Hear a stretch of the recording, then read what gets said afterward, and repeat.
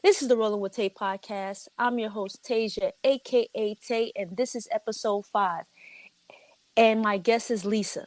Lisa is a woman who wears many hats. She's a clinical nurse. She's a professor.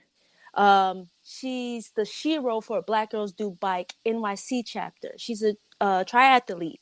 She's a member of multiple cycling clubs, such as Major Taylor Iron Riders and the New York Cycle Club. Anything else I missed? I used to work in physical therapy. I used to be a personal trainer. I hold 3 certifications from American College of Sports Medicine. I'm going to try to get licensed as a bicycle trainer, and I'm always down to learn something new. Nice. Which it seems like it's going to be graveling. So. Nice. So nice. that will be the newest thing to learn. Nice. See, I told you, a woman that wears many hats. Welcome to the podcast. I'm glad to be here. Finally. Right? All right. Let's jump right into it. How long have you been cycling, and what was your main purpose for getting started? So I've been cycling like most of us have been since we were kids. And I discovered as a kid I could go kind of fast. And then, when I was in my 20s, I would ride with messengers. And then I discovered mountain biking, and I'd go to Blue Ridge and Sprain and do mountain biking. And, my bike for many years of choice was a mountain bike. I mean, New York City streets were great for mountain biking. In like the 80s and 90s, we didn't have bike lanes. We rode with traffic and potholes and anything else that was in the road. So then, mountain biking, you're going to crash. And I got a little tired of crashing as I got older and decided to try a road bike. So I got this road bike at a swap meet. It was it's a Schwinn Peloton. It was carbon fiber. I got a deal on it. And I discovered I could go even faster. And I started to fall in love with road biking. And that was a few years ago. And since then, I have just found my cycling family. I mean, not even community, it's family. I mean, the support, the nurturing, the people that we meet. I mean, sharing this love for this joy of this activity and this movement, and along the way, I've refined my cycling. I trained, I got stronger, I got faster. It's like, and people look at me and they don't realize, like, I can go kind of fast. So yeah. Yes. Yeah. And then when they see me go fast, they're like, wow, you can go fast. I'm like, yeah, it's like I can. And anyone can. And, that's what I'm trying to bring to the group this season, that anyone can can go from pedaling to cycling. And that's what we're trying to do this season with Black Girls Do Bike, to really start to elevate the cycling skills. So that way, if it's a 50-mile ride and, you see it's posted for 50 miles, you're like, oh, that's no problem. I can do 50 miles at that speed. That's great. I'd like to do that ride, and, and that way, when we travel to do these bigger rides, like One Love, like Spellbound, like the Seagull, like the riders will be ready.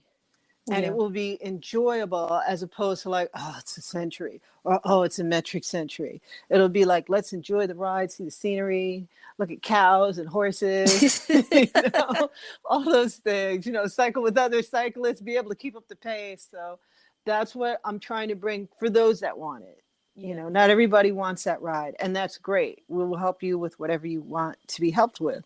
But I was surprised at how many riders wanted to, start to train more to become stronger cyclists. So it's going to be an exciting season. Yeah, I'm excited. So speaking of training, what made you want to take your cycling to another level and begin structural training? I fell into the community of cyclists, and I wanted to be like them. As I was riding the road bike, I was discovering I could go faster and faster. And I never saw anybody that really looked like me, that was built like me. But I've always had a little bit of a competitive spirit. So I decided to push myself. And part of it was my commute. I had a 10-mile commute to work, and I would push myself on my commute to see if I could improve my speed. I gathered information from other groups, from other people, and started incorporating that. And my speed started to increase. It really started to increase as I started to ride with stronger riders like Major Taylor and other riders that I rode with. And then it really changed when I started doing training. Um, I do online training with CIS cycling, and that drastically changed my cycling because I went from pedaling to cycling. Mm. We push our pedals around, but how can we do it efficiently? How can we train our system to respond? And, going through this process, I just really learned a lot. And I learned that regardless of your age or your height or your weight, you can make so many changes and your system can adapt and change. And that's where I'm at now. I'm riding, and I did a Major Taylor ride the other day. I was the leader for online Zwift, rolling around. My heart rate's in zone 1 for this ride. I think I was at 18 point something miles an hour. I can do that ride in the 20s when I push myself harder. And that's something I wasn't able to do before I learned, how to train and how to get my system ready for those things. So, there's a lot to do. There's a lot to learn. Mm-hmm. And that's why I love it. That's dope. That's dope. And congrats on leading that ride. That ride was fun. That really was. It was in Tokyo. That ride was really fun. We went through an arcade. Oh, that's dope. That is dope. That is dope. I hope you got some cool pictures. Were you able to take pictures? I wasn't taking pictures because I was running the ride and I was keeping the chatter up, asking them, would you rather, I asked them, would you rather be a dragon or have a dragon? I asked them, would you rather get the bike of your dreams or have a 3-month luxury vacation anywhere in the world? What do you think most of them said? Bike of their dreams. Yeah, they all wanted a bike. They all wanted a bike. Oh man. Okay. So what is a SHERO and what does being a SHERO mean to you? So a SHERO, by definition, is a female hero. Mm-hmm. A SHERO, for Black Girls Do Bike, for the organization, is volunteer position and a leadership position in the group. Our responsibility is to provide information to the group and to organize one monthly ride. We only need to organize one monthly ride and lead it as a SHERO. Mm-hmm. That doesn't happen for me. I organize multiple rides, and I will pretty much ride anytime if somebody asks me. Mm-hmm. SHERO for Black Girls Do Bike New York City was largely about showing the world that we're here. Mm. We're in New York. We're a group of Black female cyclists, and we know how to ride our bikes. Mm-hmm. Various riders. We have everyone from the mom who puts her kid on the back of her bike, to commuters, to mountain bikers, to gravelers, to crit racers, to road riders, to professional cyclists within our group. We have all these people. We have female presidents from other bike groups who are also, in Black Girls Do Bike. And I collaborate with them as well. But, for me, for this group, it's about showing the world that we're here and that we know how to ride our darn bikes, and we do. And our visibility has shown up more this season. I've been collaborating with other groups so that way we have more visibility. We've been doing way more rides. We have a social media presence, mm-hmm. and we have sponsors, and we have partners now, and it's just growing. And that's what I want for us. I want us to have access to great things. I want people to know, oh yeah, when they see a Black woman on a bike, oh, you must be a member of that group, Mm-hmm. you know because they should be. And I will literally walk up to you if I see you on a bike and say, hey, you want to join our group? You should ride with us. And literally I was out and there was somebody there and she was like, remember me? I'm like, yeah, you're that woman I went up to in Central Park. And she's like, yeah. so yes, I'm always recruiting. I'm always chatting up somebody. I'm always looking for something for the group because, if we don't advocate for ourselves, and then we're just going to sit there and, and just do rides in like a bubble. And there's so much that we can do, so Yeah. trying to help us grow. Yeah, representation matters. Definitely does. Yes, Can 100%. can we switch gears a little bit and talk about you being a triathlete and how you got into doing triathlons? I was pressured into it. No, I'm just kidding. I wasn't. I was a lurker online. I don't even know how I got into this group. It was a group of women called Fast Chicks. Somehow I got into the group and I listened to them, and they were all talking about triathlons. There were all these Black women, and they were all like having fun and doing these different events. And I'm like, at one point I just spoke up. I'm like, you guys just inspire me. I love that you're doing all this stuff, but I really don't think I could do it.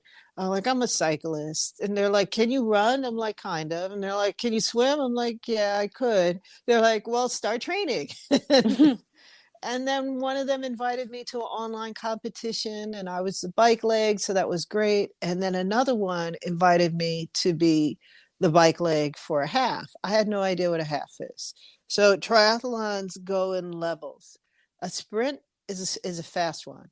So a sprint, you're going to swim about 400 or 500 yards. It's not that far. You're going to get out of the water. You're going to jump on your bike. You're going to bike like 17 miles. You're going to jump off your bike. You're going to run a 5K. That's a sprint. Mm-hmm. And it's back to back to back nonstop. So I'm like, okay, that's a sprint. Then there's Olympic. An Olympic is the Olympic distance. So an Olympic is 1,000. I think it's 1,000 or 1,500 meter swim. It is a 26-mile bike, and it's a 6K, Mm-hmm. right? 13 miles. Mm-hmm. So that's an Olympic. And then you have a half, which is a half Ironman. And then you have a full, which is an Ironman, which is a half Ironman is an Olympic. It's I think it's 2,000 swim. It's a 56-mile bike, and it's a marathon. Or is it a half marathon? No, it's a half marathon. It's a half marathon. So I was the bike leg for an Olympic, and I didn't know that I was going to have to race 56 miles.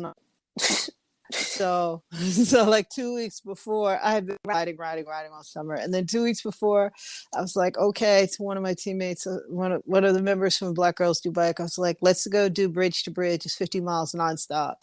So we did that. And I was like, okay, this is hard, but at least I know what I can do. Mm-hmm. I didn't look at the elevation for the ride. I did the ride. I wanted to do it in 3.5 hours. I did it in 3.5 hours. It's like 16.6 miles an hour. And then I'm sitting after the ride, and I'm hanging out with all the other fast chicks, and my heart rate just wouldn't go down. It took like 45 minutes. I was not trained up well for that. And the day before, I had done a sprint triathlon, but it was because of this group of women that embraced me as a stranger. I mean, I rode down to Williamsburg with two women I had never met. We shared a hotel together.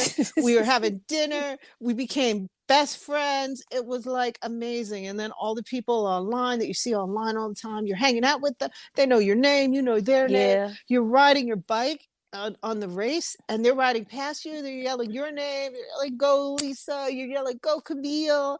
It's like everybody was having a good time. It was the best experience ever, and I'm going back again this year. Um, Nice.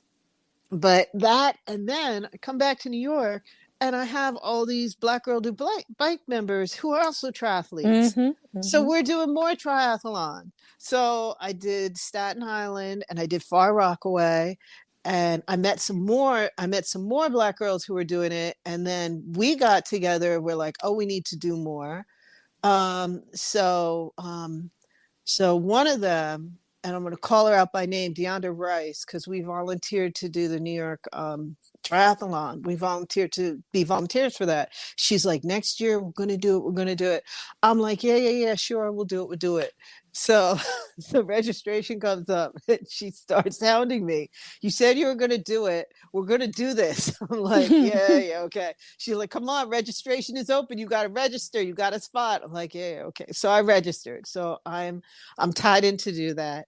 I applied, and I was selected for Team Zoot. So now I'm on Team Zoot with other Black triathletes, and Deandra's one of them. Mai's another one of them. She's another person in the group. But there's a whole bunch of people in the group who do triathlons, and consequently, we started talking.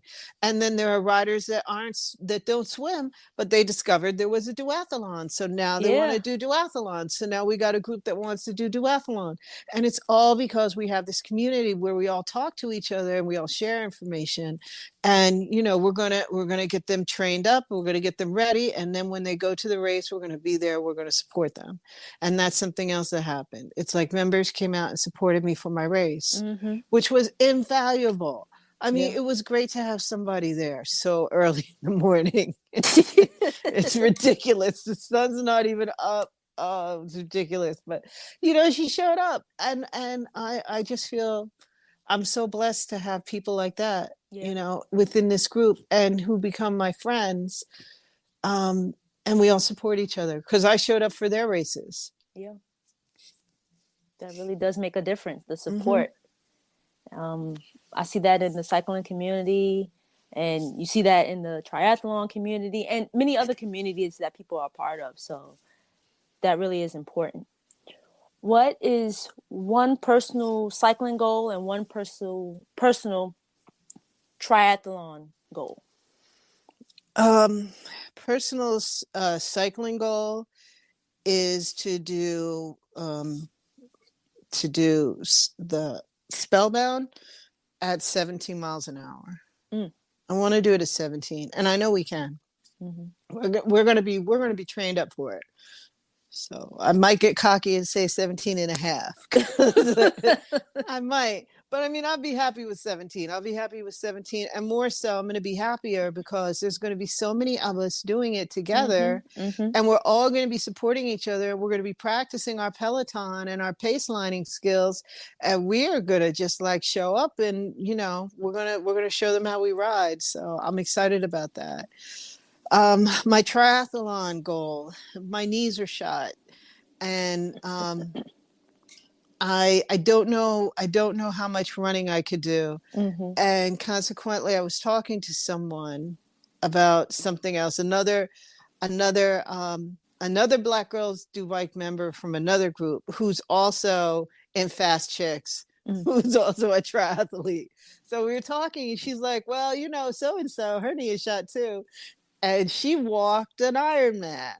And I'm like, well, I can walk at almost 4 miles an hour. I'm like, that's not bad. So, I walked the other day at almost 4 miles an hour. And I'm like, I'm okay with that. And my knees didn't hurt. Yeah. So if I can do that, and I can get my swim up, which is the next thing, I got to swim faster, then I feel like I'm going to be happy with the results I get. Because you got to keep in mind, triathlon is your own personal race. You may be racing against others, but you're racing to see how much you improve your personal times. So, that's my goal, to see like how fast I can swim, how fast I can transition, how fast I can walk, because I'm not overly concerned about my bike because I'm a cyclist first. Yeah.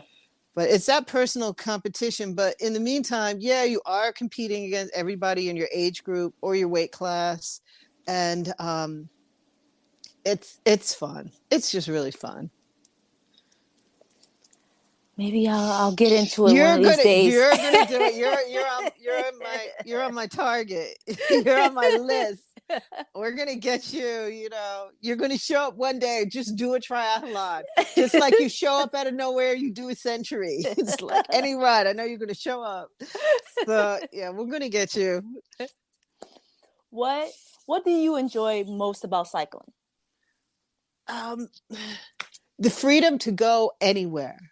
You know, like when you're walking, it's like something is all the way, you know, we walk everywhere in the city. So something may be like 20 blocks away, like, walk all the way over there. But when you're cycling, you know, going that distance is no problem, not just for an urban area, but for anywhere. And like as a cyclist, you can literally explore anywhere you want, you know, and you can get there easily. And that's what I like about cycling. Yeah, it's great to have a certain speed, to go a certain distance, but I like to see the scenery. I like the conversations that I have on the road with people when I'm riding with them. I like these experiences, you know, the different terrains that we go over, which is why I'm kind of looking forward to graveling. Yeah. Because it's going to be a different experience. It's faster than mountain biking, slower than road. Well, not quite as dangerous as mountain biking. So it'll be interesting. And it'll be an opportunity to see more terrain and more things off road. So, you know, it's just another way of exploring, just like when we were kids. Mm-hmm. Yeah, I feel you. Freedom, being able to explore, being able to go further and faster. Mm-hmm. Well, thank you so much for being a guest. I really appreciate it. Oh, it was a pleasure. It was a pleasure. And we finally did it. Woo! We've been trying to do this meetup for a little while now. I know. So many technical problems for me, but I love it. And I got to say that I'm really proud of you for all the activities you do. I mean, you're somebody and that we see doing all these different things. You're riding, you're skating, you're traveling, and you know, within the group, you know, we see you as those things. You know, we see you as the explorer. We see you as the communicator, and I love it. I love it. Thank you. I really appreciate that. And I wanted to tell you, I appreciate you and all that you do for Black Girls Do Bike NYC. And yeah, I've told you this before, but I think, you know, that, you know, it's needed and you're pushing us like you said, and you are providing opportunities for those who want to go, like you said, faster. Yeah. Or, you know, in different directions, and giving us the opportunity. I'm giving everybody the opportunity, and we're still keeping the all level rides. Yeah. The all level rides, I'm gonna always have at least one monthly all level ride. So no matter what, but if you're a beginner and you're just starting cycling, we have our training every Sunday with our coach. We got Coach Coach Mai, she's our coach now. And every Sunday, she's going to be providing training for beginners to help get people comfortable. So that way, you know, they understand how to use their bike. They're comfortable using their bike. So that way they can travel further easier. Mm-hmm. So, but that's for whoever wants it. Not everybody wants it. So we're trying to make sure that everybody gets an opportunity to do the things they love, you know, and we're always open for feedback. So, yeah. All right, I'm excited. Should be. It's gonna be a banging season. We're gonna have so much fun. We're gonna have fun. I'm telling you. We're gonna bring the party. It's gonna be good. It's gonna be good. Nice. Well, this is the Rolling with Tay podcast. I'm your host Tasia, aka Tay, and thanks for listening. Want more Rolling with Tay podcast? Well, follow on Instagram and Twitter at Rolling with Tay. Visit the blog rollingwithtay.wordpress.com for more content, and be sure to sign up for the monthly newsletter. And lastly, subscribe to the YouTube channel Rolling with Tay.